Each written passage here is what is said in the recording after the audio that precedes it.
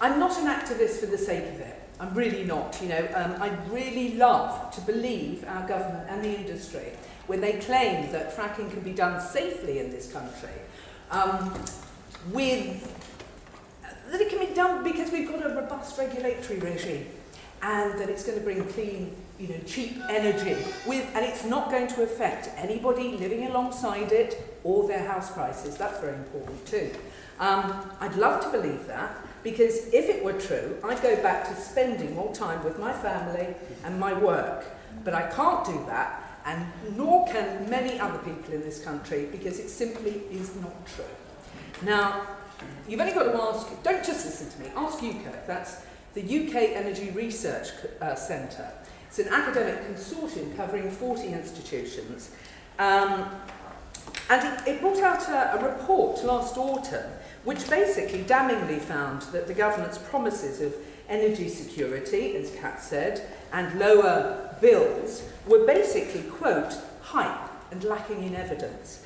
Now, Professor Jim Watson, he's the UKIRC research director, he told BBC News at the time, it's extraordinary that ministers keep making these statements. They clearly want to create a narrative, but we are researchers. We deal in facts, not narratives. Shale gas has been completely oversold. Where ministers got this rhetoric from, I have absolutely no idea. It's very misleading for the public. Yes, it is misleading because it's not true. And that is why I am an activist. Last December, there were around 200 odd residents' groups in this country actively campaigning against fracking. And I know that because 205 of them signed up to support a report that I took to Downing Street with a Lancashire campaigner. And that was calling for a moratorium on fracking on human rights grounds. And Damien will continue to talk more about that. Fast forward now, only 7 months, and there are over 400 residents' groups. Frack Free Sussex alone has over 10,000 followers. The government's recent poll showed that only 21% of people in this country support shale now. You know, so it really is absolutely, it's shameful, actually, that the government should be kind of dismissing campaigners as if we put forward an emotional argument rather than a factual argument, when the UKIRC report showed so damningly that it's their claims for shale that are lacking in evidence. David Cameron, you know, what happens as well is we're kind of trying to be, the government tries to dismiss us as an ill-informed fringe element, but that really cannot be true with so many people opposed to shale. David Cameron, however, to his shame, and in the House of Commons last year, accused campaigners of being irrational and religious in their opposition. Now, I would say they're very carefully chosen words that really are aimed, they're designed to offer and reinforce this impression that we don't know what we're talking about, that we are putting forward an emotional argument. But actually, nothing could be further from the truth. If you go to any residents' group meeting up and down the country, you will find that they are filled with well-informed teachers, lawyers, engineers, scientists, even politicians. You know, on our group committee at East Kent Against Fracking last year, we had a Green councillor, which you might expect, but we also had a Conservative. We also had a former Labour councillor, Stuart Cox, who's here this evening. What unites us, what continues to unite us, is a common commitment to fight this energy on the real facts, right? Not on the spin that the government's putting out, but the actual facts themselves.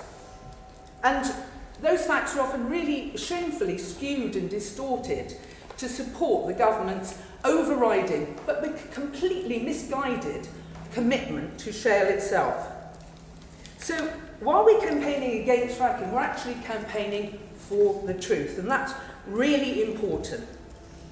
You've only got to look at the amount of redactions to the government report, the DEFRA report. I think there were 63 in total. And they sought to conceal, for example, that house prices close to drilling sites were likely to fall, that homeowners could suffer higher insurance to cover losses in case of explosion on site, that the experience from the US shows that leakage of waste fluids has resulted in environmental damage, that contaminated surface water can affect human health indirectly through consumption of contaminated wildlife, livestock or agricultural products, and that shale gas development may transform a previously pristine and quite natural region, bringing increased industrialisation. And finally, that rural community businesses that rely on clean air, land, water and or a tranquil environment may suffer losses from this change, such as agriculture, tourism, organic farming, hunting, fishing and outdoor recreation. Now, if I understand correctly, in the Fylde, Blackpool and the Wyre regions of Lancashire, 10% of local employment is actually in agriculture and tourism. So much for creating new employment. It will destroy those jobs.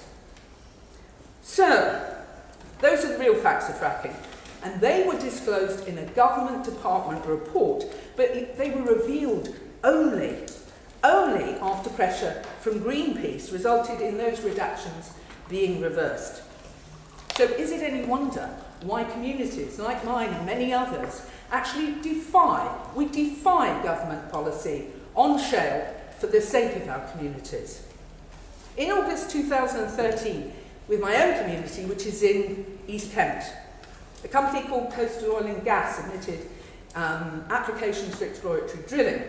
And we fought, our ECAF, East Kent Against Fracking, fought a fierce campaign, but we fought it with local people and with Kent's Campaign for the Protection of Rural England, which was very important because their hydrogeologist, Graham Warren, highlighted a specific threat to local water. Now, what's important here is that Graham Warren is highly respected. He worked for the Environment Agency for almost 30 years. That's one of the regulatory bodies for this industry. And in his view, that there was a high risk from this operation of the irreversible contamination of the chalk aquifer, which actually supplies up to 90% of Kent with its water. So I was Vice Chair and Press Officer of ECAF, and I came to Westminster and I met with the local MP, who is the Conservative, Charlie Elphing. He had actually written a pro-shale article on the very day our campaign began, which was unfortunate for him. But he soon came on side when he began to note the hundreds of constituents who were turning out to public meetings, both our meetings and CPRE Kent's meetings. And also the amount of well-researched information we put his way, because he was getting stuff confused on BBC Radio Kent, underground coal gasification mixed up with coal bed methane. It really was a mess. And he, to his credit, he came on side. When pressed finally by the Environment Agency as to how this company could protect that vital resource, they reacted by withdrawing their applications to go off and collate the information. They never came back. That was 2 years ago. And it clearly begs the question that if they had ever known how to protect that vital resource, why didn't they submit the evidence? But it also, I think, begs the question that if we hadn't fought so hard and on so many fronts, would that company be drilling right now? I think that they would. I'm sure that they would. But faced with overwhelming opposition from so many people and with a concerted campaign in the local media, they not only withdrew their applications, they actually relinquished every one of their licences in our area. And I think what's really important is that those licences were not picked up at the recent licensing round. So we don't want that to happen. And how are we going to do that? Well, as Kat says, fracking threatens to affect us in many different ways. Witness the DEFRA report, so we fight it on many different ways. We're a very fast-growing and effective movement. We act in a non-hierarchical way, which I believe is our strength. The first thing the police will ask you, if you're picked up for protest, at a site is who is your leader, and they're often very surprised to find there are no leaders. We maintain unpredictability by maximising our collective creativity. We make the best of our skill sets. Each group has a Facebook page. We share expert knowledge, right, in planning, in law, in science, in geology, hydrogeology, engineering, regulation, or maybe the lack of regulation, like Mike Hill does in Lancashire. Because, you know, it doesn't matter which report the government spouts from, whether it's the House of Lords Select Committee report or the Royal Society report, they all come with one important caveat, which is that fracking can be done safely in the UK as long as there is that robust regulatory regime in place. And in truth, there isn't. There are no specific regulations for what is essentially a new technology in the UK, only what amounts to self-regulation by the companies. I'll be quick now. The regulatory bodies like the EA are massively under-resourced for the task, which is why communities, groups like ours, are currently policing this industry as it operates right now. And, for example, Dr. Rebecca Martin of Mothers Against Fracking discovered just with a Freedom of Information request that iGas was operating its CBM site in Doe Green near Warrington without an EA permit. When campaigners broke into that site in order to occupy it, they found it totally unmanned. And the HSE confirmed that that is quite usual. Rathlin Energy in East Yorkshire breached up to 19 of its EA permits, and most of those breaches were brought to the EA's attention by the local community. Greenpeace, Talk Fracking, Friends of the Earth, and Frack Off, and a great website called Drill or Drop that independent journalist Ruth Hayhurst writes for, are fantastic for information. And you can get a Fractivist pack, a really great tool from Friends of the Earth. I wish I had it when I first started. Write to your MP, write to your councillors, form alliances with them. That's very important. If they're ill-informed, inform them politely. Organise meetings, keep disseminating the truth. But I would say never give up your determination to fight for your right to clean water, unpolluted air, your health, the security of your home and its value, and also your democratic right to protest, because as Kat said, the government are planning to fast-track this industry and to take away, and that will involve taking away complex decision-making from your elected, democratically elected councillors. Now, and they'll do that if they don't get what they want. Last point, they cannot win on a lie, not when we all fight them with the most powerful weapon we have, and that is the truth.